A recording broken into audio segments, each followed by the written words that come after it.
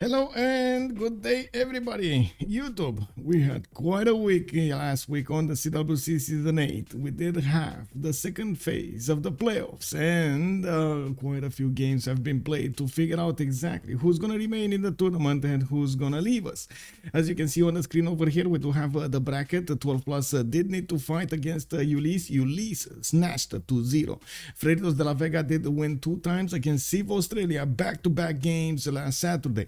We also had Forever Young fighting COC. They did manage to get 3 games going. Each of them did manage to win 1, and then COC finished the deal in the tiebreakers with a 2-1 ending. We did have also Gold by Library with a 2-0 against Holiday on Highlands. And well, now we're going to need to talk a little bit about what happened in the games. A quick readout of what did happen in the stage 2 of the playoffs from the CWC Season 8. Let's go into the first game over here. Freitos de la Vega versus Civ Australia. They did play on the Highlands map, and I do have to say they did try to get the same going, but look at the stats on Freitos de la Vega. They did manage to actually acquire those science points, and not to mention quite a bit of culture, even though Infinite did do his best over there with Gorgo to get the culture going. It looked like in the end it was quite tired game for them. We did have a few actually relobbies over here. Give me a second so I can put it at the end part of the game. As you can see over there, the Freitos de la Vega members did manage to scale on the Highlands map, while we didn't have Civ Australia's stats go up that much. We did also have some wars here and there, a lot of poking going around, and quite a bit of pillaging, and some amazing preserves are being done over here. They did try on Teddy Bulmus to go for that culture victory. It didn't end up well for them. And the end of the game, Freitos de la Vega did manage to snatch the victory, with Civ Australia conceding the game to them. We do need to move on forward towards the next game. The next game was actually quite interesting being played on the primordial map.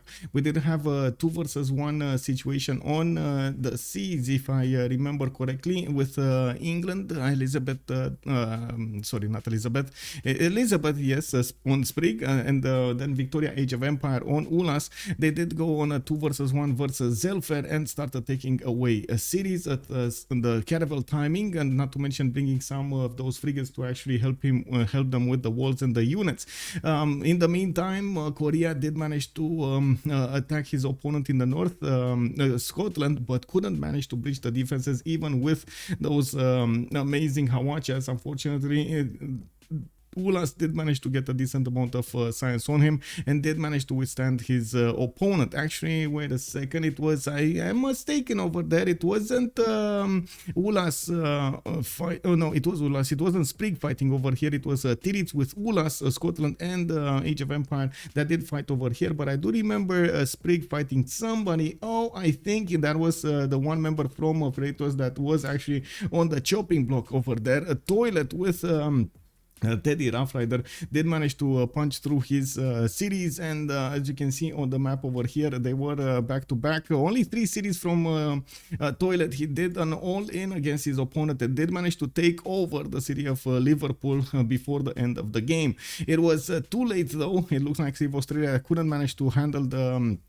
their opponents and did concede the second game as well on this primordial map. Moving forward, let's actually talk a little bit about Ulysse versus their opponents over here versus 12 plus. We did have the first game being played out on, give me a second, I did write it down, on the 7 seas. Okay, got it. And let's actually take a look what did happen throughout the game. Looks like Firsos with Norway. We did have Hazagi on Chandragupta, Legion, Age of Empire, Age of Steam, actually, Victoria is Astikos on Persia. Interesting choice over there on Cyrus. Outside was the other Persia on Nader Shah, Opera 357 on Hungary. He did spawn quite far away from his opponents over there in the north of this screen. We did have Nearbird with Byzantium and Chaturianin on Dido. By the looks of it, there was a 2 versus 1 war on the seas between Persia, Cyrus, and Liege with Age of Steam going against Dido, their opponent, Shaturianin. Dido, I believe, did manage to get the first caravels out, but it was too late. There were a significant amount of pre-builds over here coming from both of these members, from both Ulysses members, and they did manage to actually punch through their opponent's defenses and took those cities down. Let's actually take a look over here. Took the caravels down before his opponent could react. Let's actually take a quick pick on the screenshots. I believe there was a moment in time we can actually take a look and see them over here. Okay, still no. Okay, we got the first actually privateer over there, the sea dog on the map, and now we see the caravels being upgraded first from the series of Dido. He couldn't get that many pre-builds going, but he still did quite a few of these caravels upgrades. I see 2, 4, 6 that did get upgraded, with another 3 that could get the upgrades going. But look at this, so many boats from Age of Steam did manage to be built over here in the cities of England, and Persia got quite big on the west side. They did have quite a strong economy over there, and Leeds still had a lot of funds to invest into these upgrades, so he did manage to win the seas eventually. We also had Chandragupta on the left side of the map over here going against Byzantium, and I gotta say there was quite a screenshot I saw with the war over here. There we go, a lot of Varus were pushing into Byzantium and could manage to breach through the defenses. He had cities coming closer. He had his science numbers up and his culture a little bit higher than Nilox Byzantium, and could manage to sustain this war for a longer time. It was at this moment 12 Plus said they had enough and conceded the game to Ulysses. Moving on forward, let's actually see in the game from wait a second. Oh, there was a sorry. Okay, we got this going. Wait, give me a second, just need to check something. Okay, I'm pretty sure I checked. Anyway, Gold Boy Library going against Holiday on Highlands. Oh, there we go. That's what I was missing over here. Okay, well, it is what it is. Let's actually take a quick peek on what happened in Holiday on Highlands versus Gold Boy Library. But in the first game, we did have one member that was against 3 opponents. We did have Gold by Library with DGS managing to get an awesome spawn of Cree, and he had to the north side Rome, he had to the northwest side over there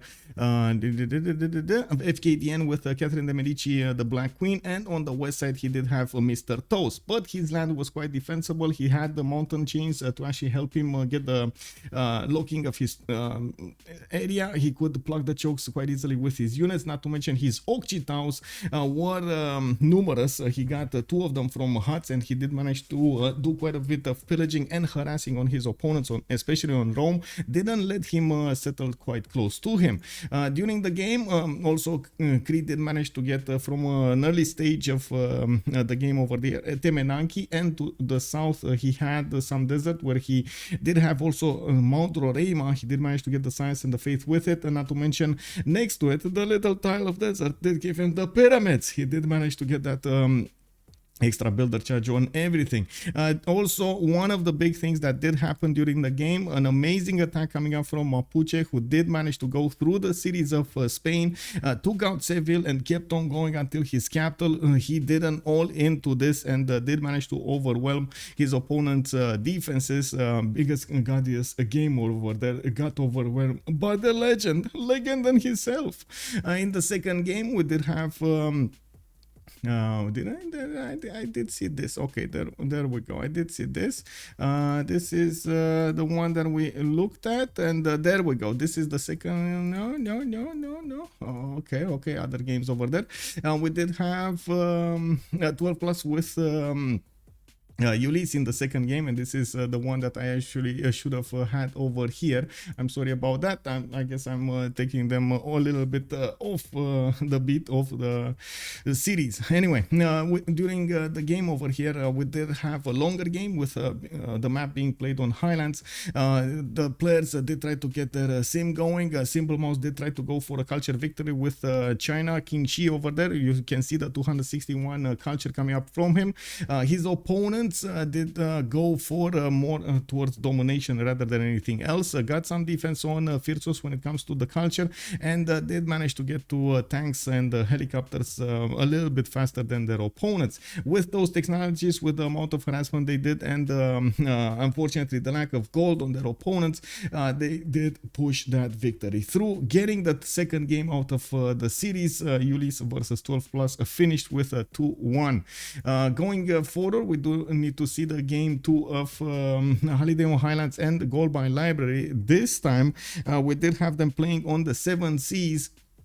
And by the looks of it, we did have over here Legended with Mapuche. We did have Henry on Age of Empire Victoria, DGS on Rome, Elephant Guy on Khmer. On the other side, on Holiday on Highlands, we did have FKDN with Lincoln, Lenny on Gorgo, Darius on Illinois. Whoa, that's Eleanor France. And then we did have Biggest Godless Gamer on Age of Steam Victoria. We did also see over there, wait, was this a Settler Snatch? I believe we just had an image on a Settler Snatch over there from their opponents. It looks like FKD lost a Settler, I believe. The City of Preston did get placed over there, or maybe it was something that I just saw out of the blue. We did have them trying to get the sim going before they did any kind of warfare with as you can see over here, Rome getting quite big on an island of his own. He did have to the north Legend to actually get the goal through. We did also see during the game Mapuche try to do some harassment, but didn't manage to push his will against his opponents over there. Unfortunately, you can see the horses next to Eleanor France. He couldn't breach through this time. He did it for the first game. It looks like in the second game it just didn't work out that well. There were quite a few mountain chokes over here that Eleanor could actually defend with, and well, it didn't work out. We did have, I should say, looking at the numbers over here, a good amount of simming from both sides. Khmer kept on going, getting that production on 249 at this point in time, with 109 science and 137 production. We did have him also with a decent amount of cities. I believe he actually has the most cities in the game. By the looks of it, his empire grew quite big, while others didn't grow as much, especially if you take a look in the south over there in the seas. We do need to see exactly what happened in the late game with Rome actually pushing towards the city of Toulouse, which was being defended by those units, and I do see trebuchets were coming out to help out with the defense. There were quite a few of these Roman frigates able to attack and take out the cities of Toulouse defenses. DGS was pushing everything he could against his opponent over there. Mapuche finally got some damage on somebody. This time was on the west side of his empire. He did go against Teddy over here, I believe actually Teddy, that's actually Lincoln, FKDN, and did start to pillage most of his opponent's empire. As you can see over here, these Malon Raiders are quite obnoxious when they get into your empire. Usually the players do build a wall of units to try to defend against them. Even with the production of Lincoln, it was not enough to withstand the damage. The damage has been done, and even if some Khmerian units came over here inside of his territory as well, I think the Malon Raiders did their job to push this win through. Now we did have also from the south over here England trying to do something with some muskets. I think it was more for a defense rather than an offense, and they considered the game when they didn't see a way out. If you take a look at the final stats, we did have much better stats overall on the goal by library team, which is on the left side of the screen, Legendary Henry, DGS and Elephant Guy, and on the other side, well, the most science was on Victoria Age of Steam with 185 compared to Elephant Guy's 262 and Henry's 338. If the game would have gone longer, I'm pretty sure there was quite a bit of an advantage coming up from Goal by Library's team members, and they decided, well, enough is enough.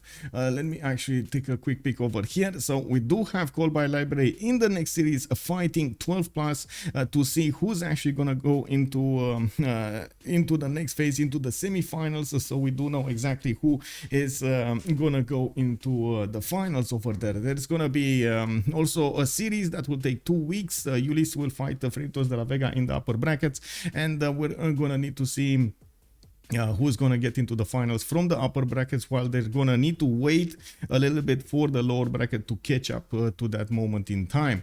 Coming back to the games over here, we do have one more series to talk about: Forever Young versus Change of Circumstance. In the game one, they did play on the Continents and Islands map, and I do want to take a look what's going on over here. We did have Ben with Egypt, we do have Task for Fish with Scythia, Noob64 on England, Age of Empire, we did have Rage on Indonesia, Vladimir on Norway, Demonar on America, Valanchik on Gorgo, and then Elizabeth I coming up last over there with Dima on the right side. Last but not least, I gotta say, it's not the last. There was quite a bit of warfare when it came to the seas. As much as they could, Norway did manage to do quite a few of those longships, and did fight in the middle of the map between the two big continents, both Indonesia and Noob634 on England Age of Empire, while there were a few settler snatches and a few cities taken over, I should say. Actually, from Gorgo, he did spawn between Egypt, Scythia, and Age of Empire from his opponents. That's Forever Young Valanchik spawning between all of those three opponents, and he lost his second settle to scouts and warriors. Unfortunately, he was a bit too late to actually settle that city and didn't have enough money to buy a warrior to defend it properly. It was too late. When he did manage to get the funds, the city was razed to the ground, and his opponents did manage to get a significant advantage from that. As the game progressed, we did have actually Gorgo slowly taking shots on Egypt, but he couldn't withstand the combined power of both Scythia and Egypt at the same time, and that he did lose the majority of his cities by the end of the game. On the seas, Age of Empire with Indonesia's Jongs and some caravels coming up from the north did manage to push back Norway, but this comes with a big comma over here. Exclamation mark. Say it how you want to say it. The thing is, a big start happened. A big upset. In the right side of this map, we did have Demonar free simming away and did manage to get the victory with the culture. He did get to his film studios, even if one of his teammates, Gorgo, got taken out from the game, and Egypt was getting bigger and bigger when it comes to its empire. Unfortunately, it wasn't enough for him to get enough culture, to get enough defense so he can defend against the culture victory. That actually broke the camel's back. It was Forever Young putting a score on the board over here in this best of 3 series, leaving behind their opponent's Change of Circumstance with only 0 points. In the next game, we did have the map Highlands being chosen, and as you can see over here, there was quite a bit of land being available for them to sim. We did have Vladimir on goal, we did have Justima on Rome, Demonar on Tamar, Valanchik on Mbande. Task for Fish was the one with Catherine de Medici, the Black Queen, Noob634 on Eleanor England, Muriel on Sejong, and Ben on Gandhi. We did have them, COC, needing to get this win on the board, and they did quite a bit of effort over here to get every bonus that they could get, with Gandhi using his religion to spread to his allies that Zen meditation so they get extra amenities. We did have a big war between Mbande and Sejong, while Sejong did manage to get his seance from an early stage. He did also manage to get the units right on time. Extremely good timings coming up on his walls and his units technologies, so he could withstand the initial attacks from these Mobande units. He did overwhelm his opponent by the end of the game and bringing this series to a 1-1. It looked like even if there was quite a bit of time for their opponents to die, for Forever Young to actually keep going, they did see their opponent's stats were getting quite bigger than theirs, and at the end of the game, as you can see over here, we did have quite a few attacks going forward. India did manage to get an army, and instead of helping out Korea to actually take out Mobande a little bit faster, he chose to go against Tamar. That was one of the simmers and one of the victory conditions of Forever Young. Ended up by taking his capital before the ending of the game. Tbilisi did fall to the concentrated power of Indian tanks and artilleries. Slowly but surely also France did manage to withstand the power of gold, did force him to build up a lot of army to defend against these Guard Imperials of France, and Forever Young didn't see a way out of the situation. They conceded the game. In the third game of the series, of course, them being tied, we didn't need a tiebreaker, so we do know exactly who's going to go forward and who's not going to go forward in the tournament. This time the game was being played on the 7 Seas with Task Force Fish on Gorgo. We did have Ben on Chandragupta, Rage on Sweden, Corny on Indonesia, Vladimir coming up with Dido. We did have Dima on Portugal, looks like Dimonar on Cyrus, and Roy on Byzantium. I do have to say this was one of the best spawns that I've seen for Sweden, and he did manage to get as much tourism as he possibly could from the beginning of the game. Going forward, being fed by also Gorgo, his books. They did have a monopoly when it came down to the great writers, the great artists, and did manage to snatch the first musicians away from their opponents. There was also quite a bit of warfare being done during the game. We did have I should say quite a bit of harassment between them. There was also an attempt from Dima from Portugal to try to get some courses into the territory of Sweden.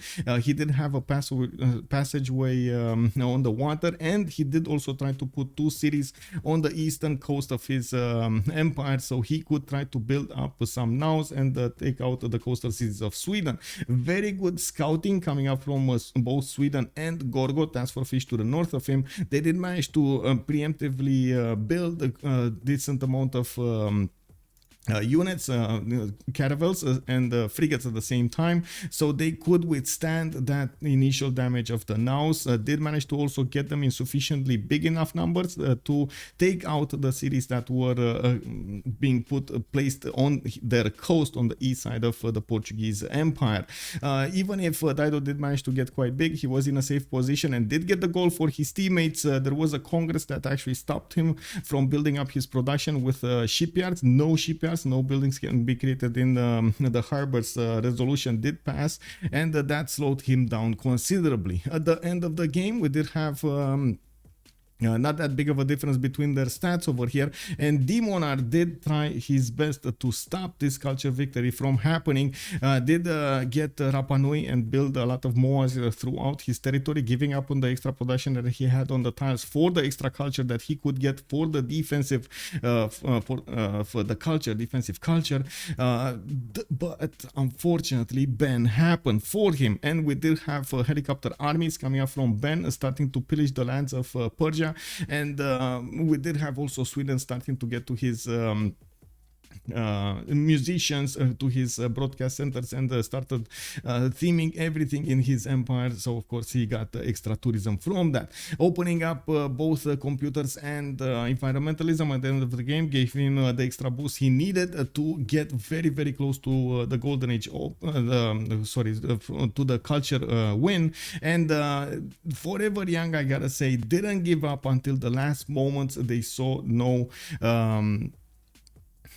No Way Out. They let it go to a victory screen, and we did have a third 93 culture victory happening in the games. Even if helicopters were flying left, right, and center, even if we did see a decent amount of war between Chandragupta and Byzantium in the south, he did take a few cities over there, but couldn't push through. More than that, with Byzantium managing to defend, unfortunately, the culture victory went through and activated. So that actually puts the next victor on the board. We do have to say congratulations to the teams that have played and did give us some amazing matches over here. Holiday on Highlands and Forever Young, both of them very strong teams. We are expecting them to be a part of the next season of the CWC as well. We're going to need to see exactly, of course, how the qualifiers will go and so on and so forth, but I fully trust both of these team members to actually pull the wins and the qualifying the next seasons.